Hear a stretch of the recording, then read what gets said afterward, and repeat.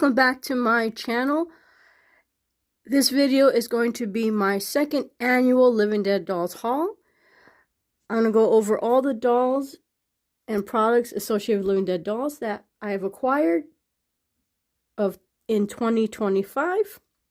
I'm not going to include the Return of the Living Dead Dolls as part of that haul.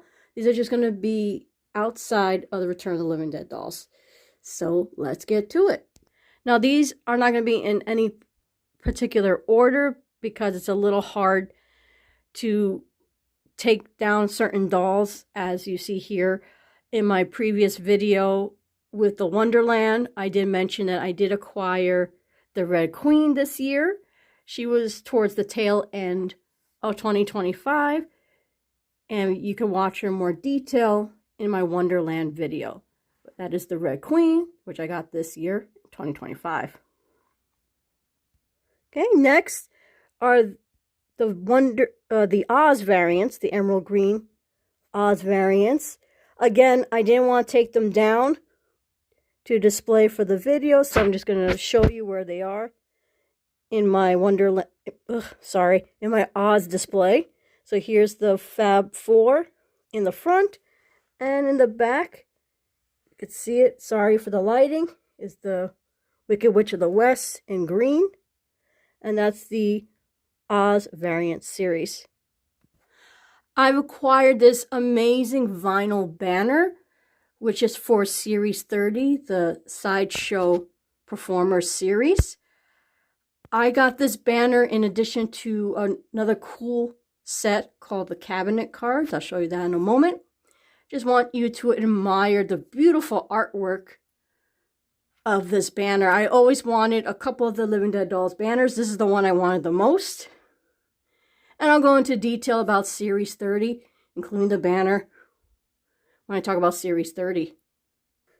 In addition to the banner were these amazing cabinet cards. That's what they're called. Not sure what that means. But here you have these dramatic black and white photos, or I should say, well, not black and white, but more like vintage style photos of the Series 30 dolls. Now, I don't know by the time I do the Series 30 overview of that series if I will have the original dolls. For now, I just have the variant set. So these cards are great holders for the OG design of those dolls. It's really cool. Got it for a great deal with the banner. So that is the Series 30 cabinet cards and the banner. So also this year, I completed 2 of my series dolls. The first is Series 17, which were featured in my, 2 videos, dolls that I acquired, which is Bloody Mary, in the 2024 video, and also my worst Living Dead dolls, which feature the Hook and Spider Bite. So the remaining 4 that you see here, including the Unwilling Donor, I acquired this year to complete Series 17, which I will go into detail when I do the series review video. And that is Series 17 completed. In are the rest of the dolls and items I required this year. Want to make a dramatic reveal because these are some really cool finds that I was able to get this year. Okay, so again, in no particular order, I'm going to go through everything you see here on this table. The first I wanted to show are these amazing customs I got. This was actually a birthday present that I bought myself. My birthday is in January, so these were the official new LDDs that I acquired this year. Now, these were made by, the name escapes me, but I'll share a picture of his Instagram handle. These were made 3 or 4 years ago, and I remember falling in love with them. And unfortunately, this artist only did one of a kind. He never repeats the design. And these two are based on these two versions of Exorcist. They're minis. What's amazing about this doll set is that the material that's on the minis down to the material inside the ears is exact. It's like a 1-to-1 reproduction, and it's amazing. He did add these cute ropes of real material. They're not plastic. Beautiful white hair. They don't glow in the dark, and that's fine. They don't need to. And someone was the original owner who commissioned these dolls, sold them on eBay. I do feel bad, that they had to part with it. I'm sure they had their reasons, but I'm so glad that I was able to get them after all. And those are the one-of-a-kind Exorcists based on Hong Kong and Club Med. Next is another doll that I acquired to complete a series, and that is Judas. Judas, for me, was very much like Dahlia and Sinister Minister and Bad Habit. I had mixed feelings owning a doll, especially since I was raised Catholic. And, again, my mind always changes. And it was really silly. I had 4 of the 5 series dolls, and it just didn't make any sense to have it go uncompleted without Judas. So, I bought him for a really great deal, sealed, new in box. And I'll talk about him in detail when I do the Series 15 review. And that is OG Judas. Now this one, I already own the variant. So this is the OG Nicholas doll from Series 31. Now, I wasn't a fan of the design, but it was gifted to me. And as you can see with the mask, that is not part of the original design. I forgot the story behind why the mask was decorated like that, but it actually is cute. I don't mind it too much. And again, because of who gifted it to me, it'll definitely be part of my collection with fondness. So I'm not going to worry about the detail of the mask. And again, when I talk about, I'll go into detail about him and the rest of the dolls from this particular series. So that is OG Nicholas from Series 31. Okay, next to him is variant black and white Vincent Vaughn from Series 5. I eventually wanted to complete the Series 5 black and white variants. They are mixed in terms of the pricing. They for sometimes you'll see them for like $30. Certain characters, not all of them. Like for example, Black Dahlia does fetch a little bit more than the others. I got him for close to retail. He was loose out of the coffin, but complete. He came with his chipboard and he came with his death certificate. And he's going to look great next to his OG counterpart. And that is Vincent Vaughn.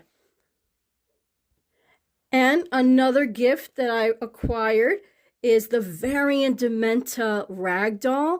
Oh my gosh, I was so happy when I got this doll.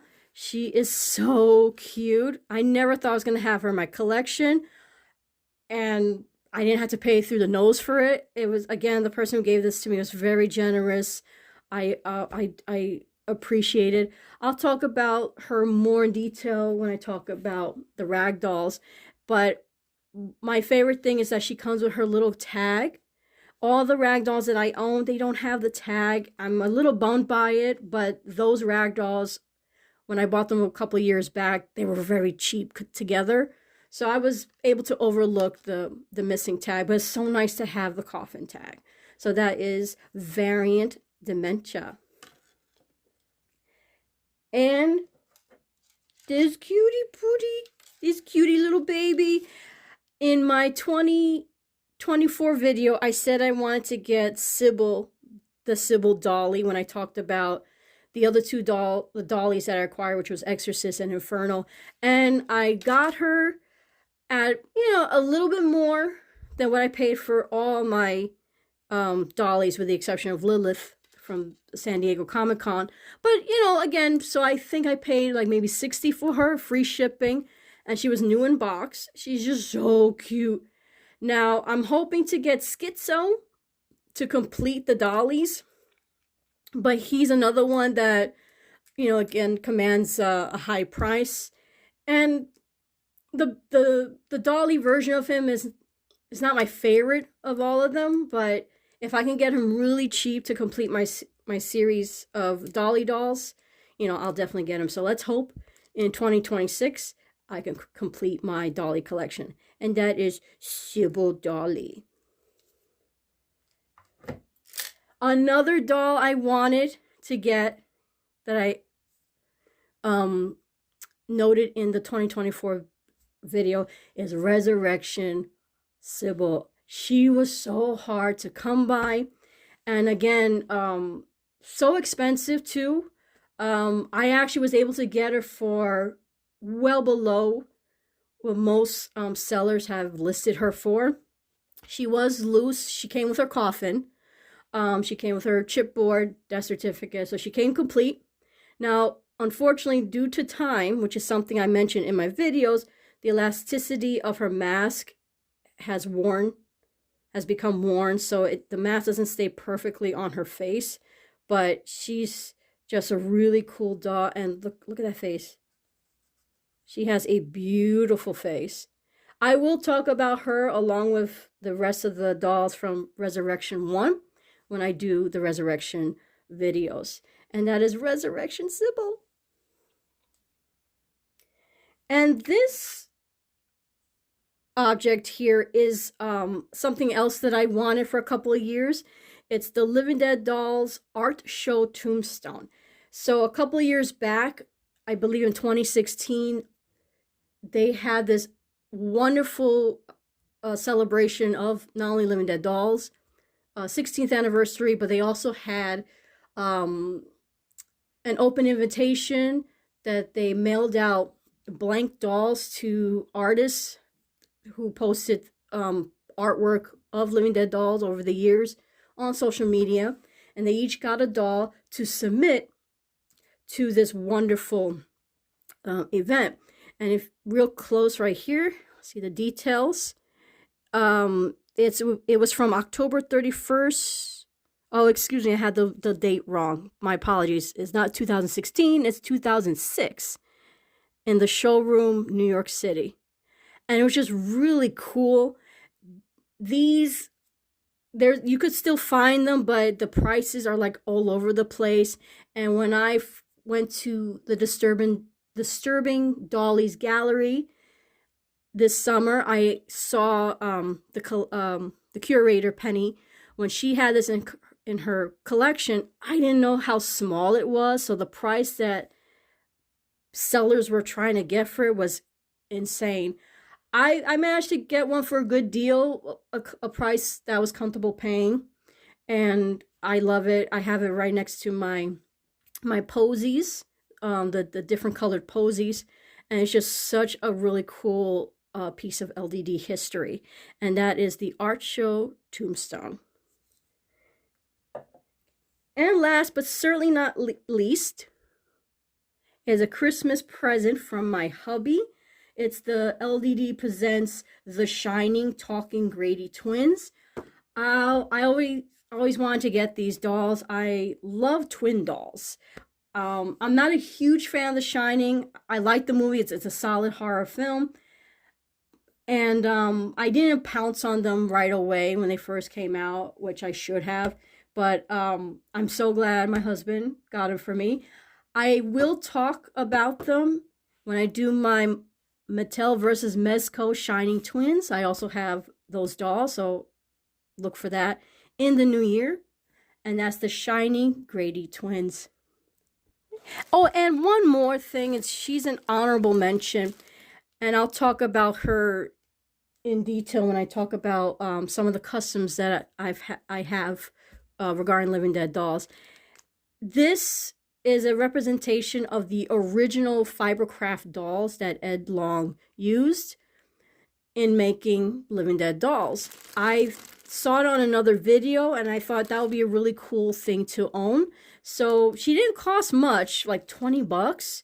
And I just think she's really cute, and you see all the characteristics in the Living Dead dolls in terms of the shape. So you could say that she has like the prototype body. It's a different material, it's a different plastic. It's not the most sturdiest. So I've never held a handmade, so I don't know if this particular doll was refashioned to be like a more substantial material, but she's very hollow. She has rooted hair, which is known to come out eventually. I think it's rooted. I'm not sure. It might be glue. Not sure. And I just thought it was really cool to have a representation of where they began. And I just thought it was just such an interesting thing to have in a collection of dolls is based on this mold. So that's the Fibercraft doll. And that's it. That's all of 2025 dolls that I acquired this year. I'm really hoping to get more dolls that I've been searching for. Claret Winter being number one. I didn't mention her in my other video of last year. Sadly, I went this whole year of 2025 without getting her. Maybe 2026 will be the year. I also want to get more of Series 31 glow-in-the-dark dolls. Didn't get any one of those dolls either. Hopefully it'll be my year. And there's other dolls here and there, but those are the two dolls I definitely want for sure. And hopefully 2026 is the year. So what's coming up in 2026? I will start the series review dolls. I'm going to go through 1 through 35, and I will also be reviewing all the Resurrection series dolls as well. And with those videos, maybe a pricing guide in terms of acquiring those dolls, and some tips here and there in your collection journey of Living Dead dolls. Thank you so much for watching. Hope to see you next year. I would love to have 200 subscribers by the end of 2026. Fingers crossed. And, you know, as always, do your research. Happy hunting and have a better new year.